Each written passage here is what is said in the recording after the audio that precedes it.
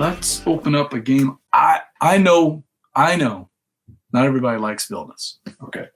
For some reason, it's cool to hate on Villainous, and I don't know why. Maybe because if you play it with 5 or 6 or 1,700 people, the game is way too slow. I totally agree. I like to play it with just 2 or 3 people. I don't think I'll ever play 5 again because 5 was way too slow. But I love Disney. As anybody that's watched this show knows, I'm a big Disney fan. So, yeah, there's Steve O'Rourke saying he is. It's not, the comments are not up yet, Steve, but I'll click on them where it gets there. But I was able to pick up the brand new Villainous, which is Cruella de Vil and Pete and Mother Gothel from Tangled. So let's see if I can do this without cutting my fingers wide open. All right, so BJ from Game Gumbo here. I've got the brand new expansion for Disney's Villainous. It's designed by Prospero Hall and published by Ravensburger.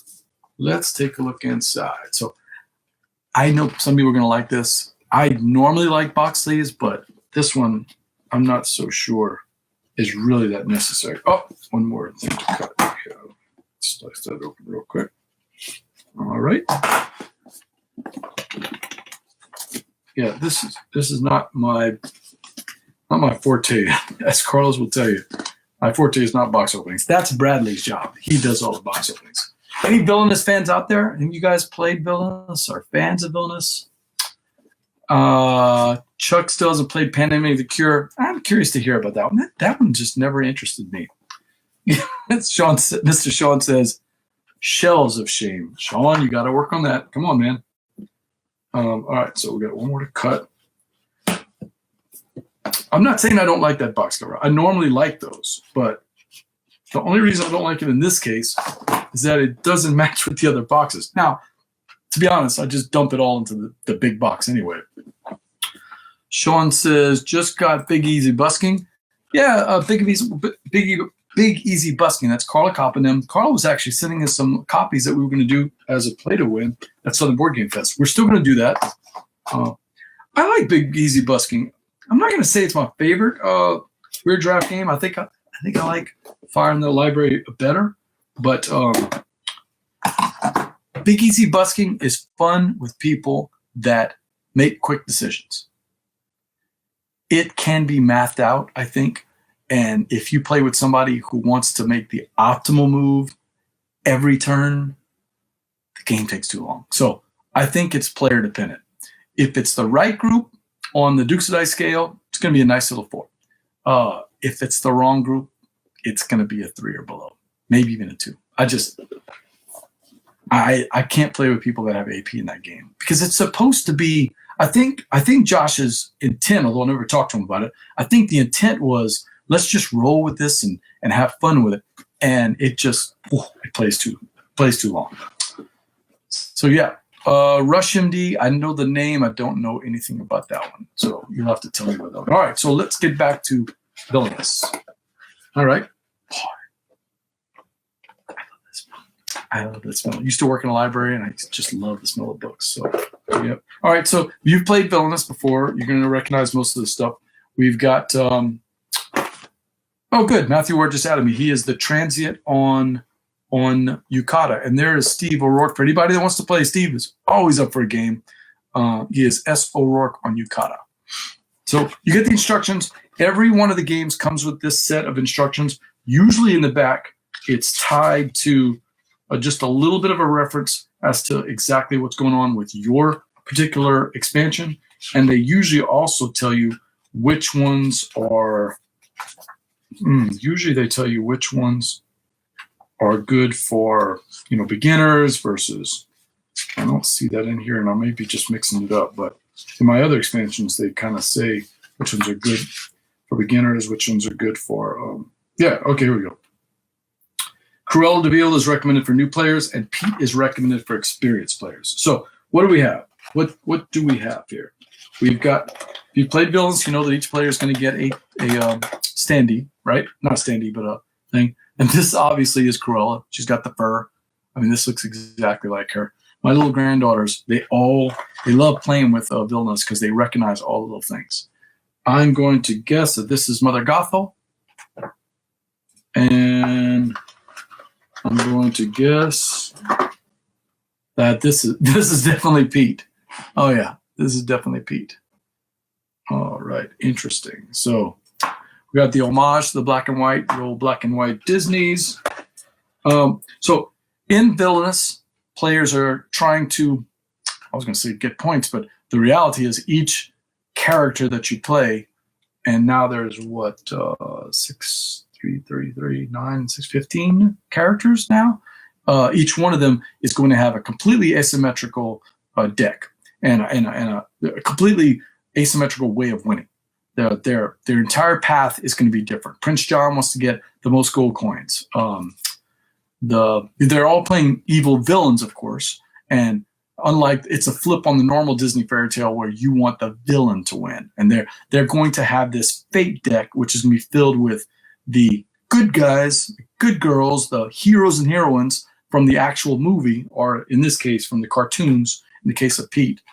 And then you're going to play these cards but sometimes you have to get into that fate deck to get the cards you need, but still that fate deck is also going to mess with you. So it's got a lot of take that between the players, because anytime somebody's a leader, everybody's going to try to gang up on them, although there's some mechanics that'll fix that. Each player has a little player board, and we can take a look at those. Ooh, this is going to be dangerous. Live TV, and I'm doing an unboxing. Probably not my greatest idea. Don't want to overburden the hospitals. Let's see what we got here. Yeah, yes, I can hear Carlos right now. Yes, Carlos, I have trouble opening these things up. I'm trying not to cut myself on live TV. Prince John. All right, so you'll get your little player board. It's got the cool little artwork. Always has a saying that's famous to that character. And then you'll have the little selections. So each one of these are your actions. They're going to get covered up sometimes by the fake cards that are played. So the interaction there is really limiting some of the actions you can do. There's only 4 or 5 things you can do: drawing cards, playing, special actions, getting more power, I think they call it. And that's the currency that you use to make your actions. That is for Cruella de Vil. This is for Mother Gothel. And if you're not familiar with Mother Gothel, she is the stepmother in Tangled. I think she's the stepmother, right? Yeah. In Tangled. She's the one who keeps Rapunzel in the tower. So she's going to have, each one of these are going to be something that is tied to the movie. Rapunzel's tower, the Snuggly Duckling. Oh, that's that inn. By the way, it's a cool area in Disney World over there in Florida. If you ever get to the bathrooms area in the back of Fantasyland, just before you get to Liberty Square, that whole area is dedicated to Tangle, and it's really a very picturesque part. It's great for photo opportunities. They got wanted posters on the walls that you're going to recognize. They've got all the little lanterns. It's pretty cool. And then the last one, of course, is Pete. Pete's interesting because this is the first time we've seen a non-Disney animated feature, a full-length animated feature featured in the game of Villainous. If Pete has ever been in one, I don't think so. He's always been in shorts. So this is interesting that we have not only a black and white character, more of a classic character, but also one not from the movie. Does that open things up to Pixar? Does that open things up to shorts or maybe even rides? We don't know. We'll have to see. In addition to your player board, you're also going to get these little cheat sheets. These are awesome for first-time players. They tell you a little bit about your character, how to win with the character, what strategies you should use, what are the card combos you're looking for. Then each player is going to get a deck.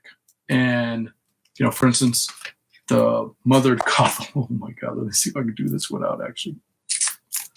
I am an idiot for doing this part. That is a super sharp knife. When you have 2 Marine Sons, you don't have to worry about knives, but you do have to worry about they're super, super sharp. So this is the decks. So Mother Gothel has her deck, which is the dark color deck, and that's all of her henchmen and special powers, and you'll recognize all those things from the movie. But the other players are going to play the Fate deck against you. That's the light color deck. The Fate color deck has, I'm sure we're going to recognize, of course, Flynn. We're going to have Flynn Rider in there. Ulf, the mime, right? Shardy's the funny guy who, is constantly seen without his pants on. Aging is there. Songs from the movie Everyone Has a Dream. I'm not going to sing it right now. Of course, our friend Hook Hand, who plays the piano. And the Noble Steed Maximus. And all of those are going to affect the gameplay as you play them. So that is the deck for Mother Gothel. The last thing, they keep giving us this, even though we don't really need more power. But I guess if you don't have any other expansions, you're going to have that. All right, so that's the little power tokens. I frankly don't know what the rest of these tokens are because it's the first time I've opened up the deck.